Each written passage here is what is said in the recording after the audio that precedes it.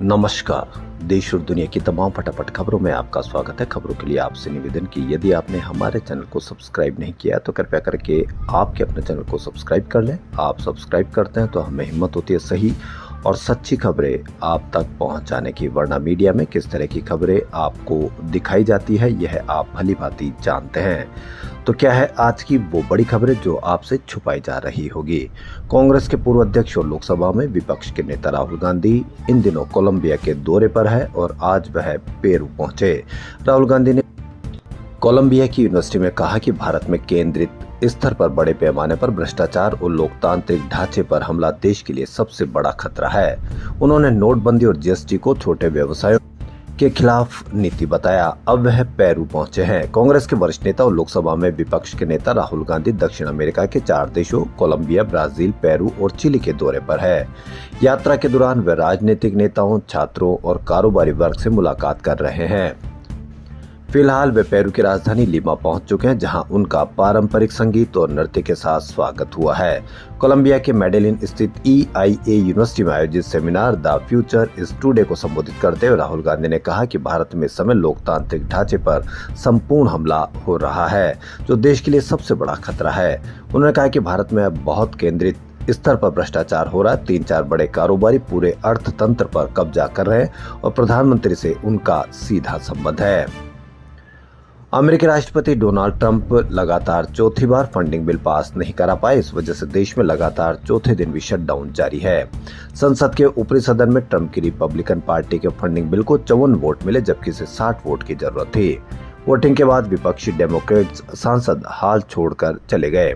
दरअसल डेमोक्रेट्स चाहते हैं कि कोविड के समय दी गई tax credits, health care subsidy बढ़ाई जाए, जिससे लाखों अमेरिकियों को सस्ता स्वास्थ्य बीमा मिल सके। अमेरिका में मंगलवार को वोटिंग के बाद बुधवार से शटडाउन लागू हुआ था। यहाँ सरकारी संस्थान फिलहाल बंद है। NBC के अनुसार सीनेट में सोमवार से पहले कोई वोटिंग नहीं करेगा। हाउस ऑफ रिप्रेजेंटेटिव्स में भी अगले हफ्ते की सभी वोटिंग 14 अक्टूबर तक के लिए रद्द हो चुके, यानी अब अमेरिका में 14 अक्टूबर तक शटडाउन जारी रहने की आशंका है। वहीं अमेरिकी सरकार ने करीब 7.5 लाख कर्मचारियों को छुट्टी पर भेज दिया है। इनमें से 3 लाख की छंटनी भी हो सकती है। चीफ जस्टिस BR गवई ने आज कहा कि भारतीय न्याय व्यवस्था रूल ऑफ लॉ यानी कानून के शासन से चलती है, इसमें बुलडोजर एक्शन की जगह नहीं है। CGI मॉरिशस में आयोजित sir Morris Raoult memorial lecture 2025 में बोल रहे थे। उन्होंने कहा कि सुप्रीम कोर्ट ने हाल के फैसले में अदालत ने स्पष्ट किया था कि किसी आरोपी के खिलाफ बुलडोजर चलाना कानून की प्रक्रिया को तोड़ना है। CGI ने कहा कि एक सरकार एक साथ जज, जूरी और जल्लाद नहीं बन सकती। बुलडोजर शासन संविधान के अनुच्छेद 21 का उल्लंघन है। बरेली में बवाल के 8 दिन बाद पीड़ितों से मिलने जा रहे सपा के 14 सदस्यीय प्रतिनिधिमंडल को जाने नहीं दिया गया। हालांकि आंवला से सांसद नीरज मौर्य पुलिस को चकमा देकर सर्किट हाउस पहुंच गए। इसका पता चलते ही पुलिस वाले पहुंच गए और उन्हें हिरासत में ले लिया। उन्होंने कहा कि तौकीर रजा भाजपा के एजेंट की तरह काम करते हैं। इधर दिल्ली से बरेली जा रहे सांसद हरेंद्र मलिक, इकरा हसन और महिबुल्ला नदवी को गाजियाबाद बॉर्डर पर रोका गया। तीनों सांसद करीब 40 मिनट तक अड़े रहे, लेकिन बाद में पुलिस ने उन्हें लौटा दिया। इकरा हसन ने कहा कि यूपी में घोषित इमरजेंसी दिख रही है। कल कोई आई लव महादेव या आई लव श्री राम लिखेगा तो किसी को आपत्ति नहीं होगी, तो फिर आई लव मोहम्मद में क्या गलत है। लखनऊ में नेता प्रतिपक्ष माता प्रसाद पांडे को पुलिस ने उनके घर पर ही हाउस अरेस्ट कर लिया। संभल सांसद जिया उर रहमान बर्क जब बरेली के लिए निकले तो इंस्पेक्टर राजीव कुमार मलिक उनके सामने खड़े हो गए। काफी देर तक सांसद जाने पर अड़े रहे, लेकिन पुलिस ने उन्हें घर से बाहर नहीं जाने दिया। बर्क ने कहा कि बरेली में जिनको गिरफ्तार किया गया उनका क्या दोष है। अगर पुलिस के पास कोई सबूत है तो उन्हें कोई कानून तोड़ा है तो वे मीडिया में सबूत पेश क्यों नहीं करते। रिजर्व बैंक ऑफ इंडिया यानी RBI का नया चेक क्लियरेंस सिस्टम आज से लागू हो गया। इसके तहत चेक जमा कराने के बाद अमाउंट कुछ ही घंटों में प्रोसेस होकर खाते में आ जाएगा। इससे पहले 2 दिन तक का समय लगता था। नया system continuous clearing and settlement है। इसमें बैंक चेक को स्कैन करेंगे, प्रेजेंट करेंगे और कुछ ही घंटों में पास कर दिया जाएगा।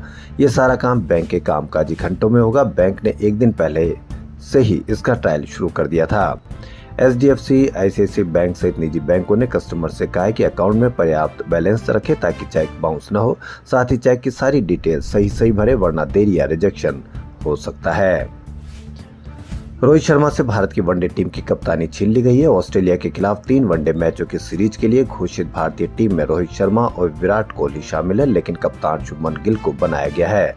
गिल पहले से टेस्ट टीम के कप्तान है। रोहित और विराट ने आखिरी वनडे मैच न्यूजीलैंड के खिलाफ इसी साल 9 मार्च को चैंपियंस ट्रॉफी के फाइनल में खेला था।